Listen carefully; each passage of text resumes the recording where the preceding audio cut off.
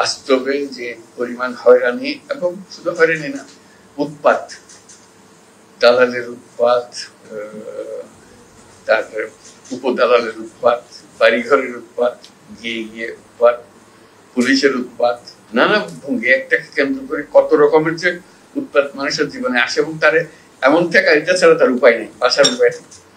যত উৎপাতই হোক তাকে এটা গ্রহণ করে কাজটা করিয়ে দিতে হবে, এবং যেটা কয়েক মিনিটের কাজ সে বহুদিন ধরে এটা ঘুরিয়ে পেঁচিয়ে এটাকে করে। আজকে যেটা আমাদের মনের মধ্যে ছিল যে এটাকে, যেহেতু অনলাইন সার্ভিসের কথা আমরা সবার সঙ্গে বলেছি, কথা বলছি, সবাই উৎসাহ দিচ্ছি, আমি মনে করছি কেন্দ্রীয় ভাবে একটা আনুষ্ঠানিক ভাবে প্রাতিষ্ঠানিক ভাবে এটা করা যাবে না। কারণ তো সেই চ্যালেঞ্জের ভিত্তিতে ফয়েজের সঙ্গে আলাপ করলাম, ফয়েজ খুব উৎসাহ দিল যে এটা পারা যায়।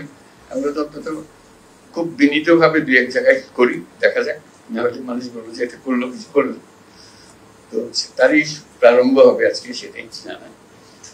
এবং সবার যে উৎসাহ আছে জনে জনে যখন আলাপ করেছি সেটা আমি দেখছি, আমাদের উৎসাহের কোনো কমতি নেই, কিন্তু কাজটা এগোতে পারছে না। অনেকে শুরু করে দিয়েছে, কিন্তু কাঠামোর অভাবে এটা হয়তো ছড়াচ্ছে না। আমরা চাচ্ছি যে এটা একটা কাঠামোগত রূপ দিই তার, যাতে করে এর মাধ্যমে উদ্যোক্তাদের মারফতে এটা আসুক, এবং সবাইকে মূল বিষয়টা হবে যে মেসেজটা আমরা দেবো, আপনি ঘরে বসে নিজের জায়গায় করবেন, আপনার কিছু অসুবিধা হলে ওই কেন্দ্রে আসেন, আর কেন্দ্রে আসে ওই সাহায্য নেন, তবে পরবর্তীতে আপনি নিজে করতে পারবেন। আপনি না পারলে আপনার ছেলে মেয়ে পারবে, যারা তরুণ তরুণী আছে তারা শিখে যাবে, দু একবারের মধ্যে শিখে যাবে, তাহলে একটা অসুবিধা হবে। সেটাই ছিল আমাদের সুযোগ। আমি এখন ফয়েজকে বলবো তার আজকে মিটিংয়ের কিভাবে আয়োজন হয়েছে সেটা আমরা শুনবো ফয়েজের কাছে। যখন যাই লোকাল যারা বাংলাদেশি আছে ওখানে, তাদের সঙ্গে বৈঠক করি, কথাবার্তা বলি, তাদের সমস্যার কথা শুনি, এবং তার মধ্যে একটা কমন বিষয় হলো যে পাসপোর্ট রিনিউয়াল। এবারে গেলেও ধরবে আমার একটা জব দিতে হবে, জব দেবো যে এখন আপনি ঘরে বসে করেন। আপনারা সব শিক্ষিত মানুষ, লেখাপড়া জানে, আইটি এক্সপার্ট, বেশিরভাগ হলো আইটি এক্সপার্ট, আপনারা ঘরে বসে করেন, এবং আপনারা অন্যদেরকে উৎসাহিত করেন যেন সার্ভিসটা দেয়, প্রফেশনালি সার্ভিসটা দেয়।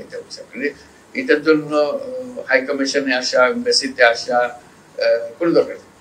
আচ্ছা, এইটা বলার জন্য তখন বললাম যে আমি তো যাবো, এই কথা বলবো, পারবে কিনা বলবো, পারবো। তো সেটা এখন কিভাবে পারবে আমি জানি না, আমি বলবো যেটা হবে, কিন্তু বলে কাজে এখন হওয়ার দায়িত্ব তার, যে আমার আশ্বাস দিয়েছে যেটা হবে, কাজে এটা আমি করে দেবো। এটাই হলো বিষয়টা। আর যে বলবে, যারা বলবে কোনো অ্যাড্রেস করার দরকার নাই, অমুক অমুক অমুক, এগুলো একবার হয়ে গেছে, এটা শেষ, তারপর যা করার খুব ইনফর্মালি আলাপ। মাঝে মাঝে বলবো কথা, এটা প্রসঙ্গে যে জাপান যাওয়ার প্রসঙ্গে, তো সেখানে আলোচনা প্রসঙ্গে জানলাম যে জাপান সরকার যারা জাপানি ভাষা বলতে পারে তাদের লেভেল আছে, 1 লেভেল 1 লেভেল 2, বিশেষ লেভেল 4 পর্যন্ত যে পারবে তাকে ওটা পাস করলে নিয়ে যাবে, ঠিক আছে, বিষয় না। কাজে আমি বললাম যে তাহলে আমরা বসে আছি, কারণ তাকে একদম জাপানি ভাষা শিক্ষক আর চলে যাচ্ছে সেখানে, তারা বলতেছি নিয়ে যাবে। তো সেটা আমি আলাপ করে আসবো কিভাবে করবো। আমি যে প্রথমে আমরা 1 লক্ষ ছেলে মেয়ে টার্গেট করবো, এবং ওদেরকে বলবো শিক্ষক দাও, অথবা এখানে যারা শিক্ষকতা করতে পারে, যেতে পারে, যেভাবে হোক আমরা শিক্ষক জোগাড় করবো। ক্রমে ক্রমে এরকম যেটা শুরু করলাম ওইটাও শুরু হবে, আস্তে আস্তে একটা শুরু হবে।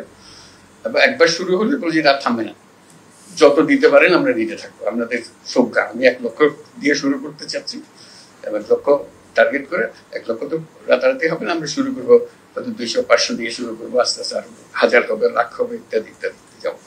এইটাও আরেকটা শুধু একটা ভাষা শেখা, এবং তারা সেটা শেখাবার জন্য যা যা আয়োজন লাগে সেটা করে দিতে পারবে, এবং সেটা করা।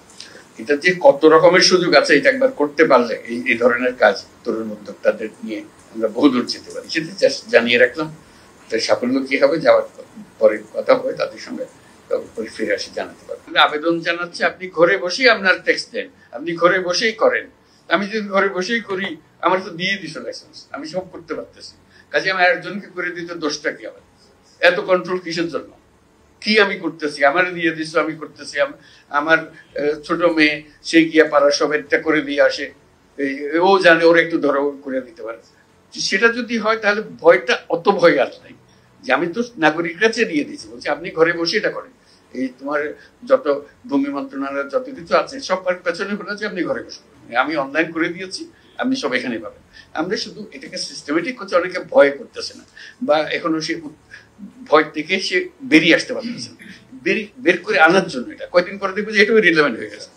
সে বলছে ওকে নিয়ে লাভ কি, বসে থাকতে হয়, আসো ঘরে বসে করে মানুষের এনআইডি নিয়ে জিল্লতি, এটা মানে বিশ্বাসযোগ্য না, এত রকমের জিল্লতি হয়। এখন আমরা বলছি যে সব হাসপাতালগুলোকে এম্পাওয়ার করে দাও এবং বাধ্যতামূলক করো, সন্তান জন্ম হলে তোমাকে এনআইডি সবকিছু রেডি করে দিতে হবে, জন্ম সনদ তাকে ওখানে দিয়ে দিতে হবে, সার্টিফিকেট দিতে হবে, অমুক তারিখে এই হাসপাতালে এটা হয়েছে। দায়ী যারা আছে তাদেরকে বলতে হবে যে তোমাকে এই কাজটা করে দিতে হবে, এটা তোমার বাধ্যতামূলক।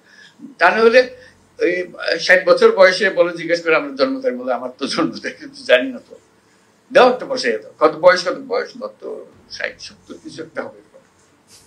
মানুষ নিজের নাম জানে না, এদের নিয়ে আমাদের কাজ করতে, নিজের নাম জানে না। আমাদের অভিজ্ঞতা, আমাদের কাজের মধ্যে অভিজ্ঞতা হলো যে আপনার নাম বলেন, না আমিনার মা, আমিনার মা, তাকে কোনোদিন বলা হয়নি তার নাম কি, অমুকের মেয়ে হয়ে সে জন্মগ্রহণ করেছে, অমুকের ছেলে হয়ে সে জন্মগ্রহণ, অমুকের ছেলে, ওকে অমুকের নাতি, তারপরে হলো অমুকের মা, তারপরে হলো অমুকের শাশুড়ি, ইত্যাদি ইত্যাদি। কাজে নাম তার নাই, কাজে তাকে নাম দেওয়া, তারিখ স্থাপন করা। আমাদের যত এনআইডি আছে তার মধ্যে 50% হলো যে ভুয়ার জন্ম তারিখ, আরো বেশি হতে পারে। আর আমার জন্ম তারিখ তো আমাদের জানা নেই কেউ। এইভাবে আমরা হয়েছে। আমাদের বেশিরভাগ স্কুল কলেজের শিক্ষকদের দায়িত্ব হলো, বিশেষ করে প্রাইমারি স্কুলে ম্যাট্রিক পরীক্ষার সময়, এখন এইচএসসি এসএসসি এগুলো, যে হেডমাস্টার জন্ম তারিখ বসে, এবং বেশিরভাগের জন্ম তারিখ হলো 1 জানুয়ারি। বাংলাদেশে যত 1 জানুয়ারিতে জন্মগ্রহণ করে পৃথিবীর কোনো দেশে এত জন্মগ্রহণ করে দিতে হবে তো, এত 1 জানুয়ারিতে এত তোমরা প্ল্যান করে রাখো 1 জানুয়ারি।